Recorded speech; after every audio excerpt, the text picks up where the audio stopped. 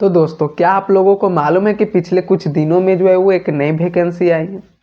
दोस्तों, अगर आपको उस वैकेंसी के बारे में नहीं मालूम है तो आप एकदम सही प्लेटफॉर्म पर आए। तो दोस्तों, आज हम लोग इस वीडियो में बात करने वाले हैं तेलंगाना बिहार बोर्ड के भर्ती के बारे में। जी हाँ, एकदम।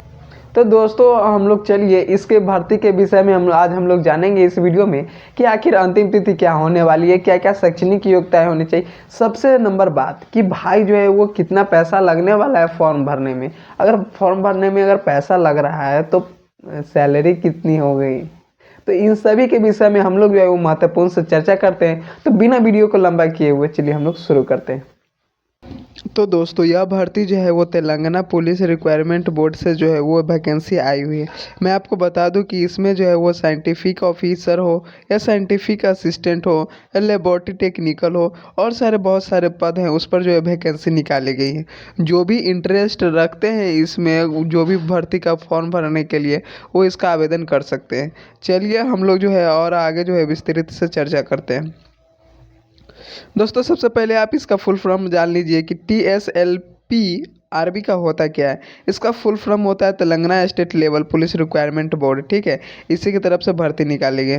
दोस्तों, अब हम लोग बात कर लेते हैं इंपॉर्टेंट डेट्स की। तो एप्लीकेशन स्टार्ट डेट जो है वो आपका 27/11/2025 से हो गया है और एप्लीकेशन का लास्ट डेट जो है वो 15 दिसंबर तक रखा गया है। और आपका जो है वो आपको जब एग्ज़ाम हो जाएगा ना, तो आपको जो है वो एग्ज़ाम डेट से पहले जो है आपको नोटिफाइड लेटर जो है वो भेज दिया जाएगा। ठीक है, ईमेल पर या फिर मैसेज में। ठीक है दोस्तों, अब हम लोग बात कर लेते हैं एप्लीकेशन फ़ी की। तो यहाँ पर आप लोग देख ही रहे हैं कि एप्लीकेशन फ़ी जो है कुछ इस प्रकार है।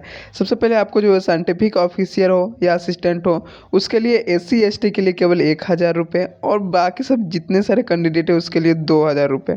ठीक है, लैब टेक्निकल हो तो उसके लिए 600 रुपये, जबकि SC ST हो तब, जबकि ऑल कोई भी कैंडिडेट हो उसके लिए 1,200 रुपये। लैब अटेंड का हो तो उसके लिए SC ST के लिए 500 रुपये आवेदन रखी गई है, जबकि और सारे जितने भी कैंडिडेट हैं उस सब के लिए 1,000 रुपये मात्र रखी गई। तो दोस्तों, हाँ, पे जो होगा ऑनलाइन मोड ही होगा। अब हम लोग बात कर लेते हैं कि आखिर एज लिमिट क्या होने वाली है। तो आप लोगों को मालूम है कि मिनिमम एज जो होता है वो लगभग 18 साल ही होता है और यहाँ पे मैक्सिमम एज जो है 34 साल लिखा गया है। ठीक है, 34 साल जो है वो कंपल्सरी है। अगर टोटल पोस्ट की बात कर ले तो 60 वैकेंसियाँ जो है वो आई हुई हैं। दोस्तों, अब हम लोग बात कर लेते हैं कि अब मान लीजिए कि अब हम इस भर्ती में फॉर्म भरने जा रहे हैं। ठीक है, तो इसके लिए हमें शैक्षणिक योग्यताएं क्या क्या होनी चाहिए, यानी कितना पढ़ा लिखा होना चाहिए किस पद पर जाने के लिए। तो इन सब विषय के हम लोग जो है महत्वपूर्ण से चर्चा करने जा रहे हैं। तो चलिए शुरू करते हैं। सबसे पहले आपको जो है साइंटिफिक ऑफिसर अगर जाना है तो ठीक है, सबसे पहले आपको MSc किए हुए होना चाहिए, वो भी फिजिक्स से और फॉरेन साइंस से तो चलेगा। ठीक है, मिनिमम जो है 65% आना चाहिए बस। अगर आप पोस्ट ग्रेजुएट है तब पर भी आप फॉरेन साइंस से लिए हुए हैं तब पर भी आप जो है आराम से इस पद पर जो है जा सकते हैं। दोस्तों, अब हम लोग बात कर लेते हैं केमिकल में। साइंटिफिक ऑफिसर वो भी था केमिकल में। तो इससे जो है वो MSc जो है वो केमिस्ट्री में मांगता है। ठीक है, पोस्ट ग्रेजुएट जो है वो फॉरेंसियल साइंस में मांगता है और यह जो है ग्रेजुएशन लेवल का भर्ती है, इस पर भी आराम से भर सकते हैं। अगर आपको बायोलॉजी या सेरोलॉजी में जाना है तो वही सबका अपना अपना डिपार्टमेंट है कि आपको क्या होना चाहिए। MSc जो है वो बायोलॉजी से होना चाहिए या जूलॉजी से होना चाहिए। ठीक है, मिनिमम 65% चलेगा। अब यहाँ पे देख लीजिए कि साइंटिफिक ऑफिसर में अगर कंप्यूटर्स की बात कर ले कि आप उस पद पर जाना चाहते हैं तो आपको तो MSc हर हाल में चाहिए, वो भी किससे, कंप्यूटर साइंस से। अगर जैसे में आप MTech किए होइएगा, जैसे ECE, cyber security, cyber forensics, IT, ये सब कोर्स भी किए होइएगा तब आराम से इस पद पर जा सकते हैं।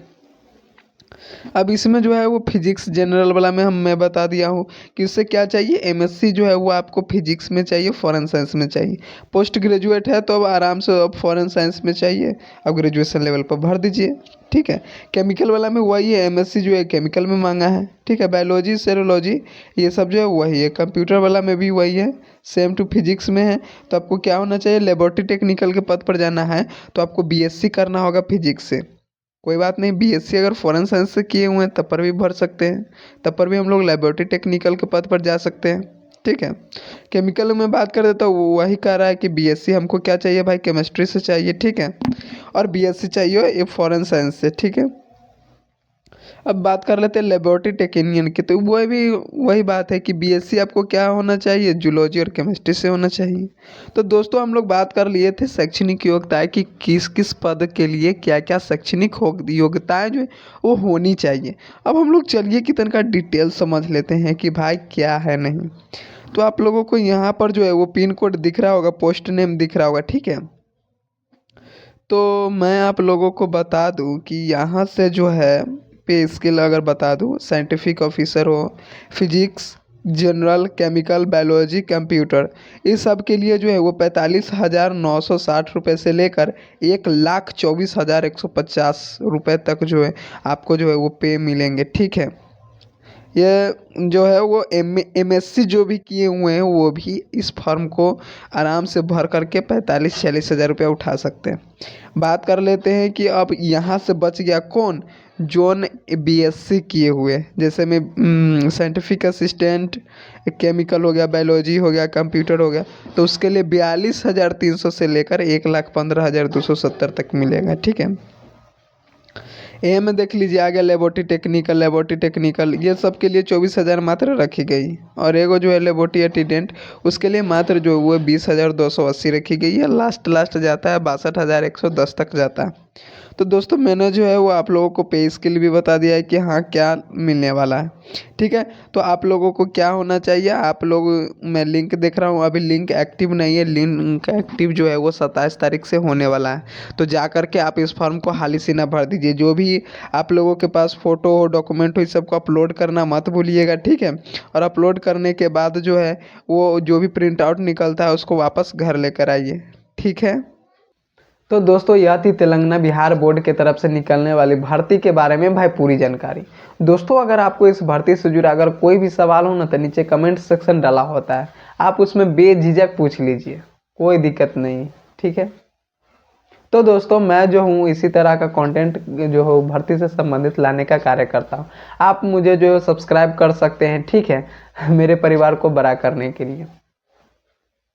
तो दोस्तों मिलते हैं अगले वीडियो में नई उम्मीद और नई किरणों के साथ, तब तक के लिए बने रहिए। जय हिंद, वंदे मातरम।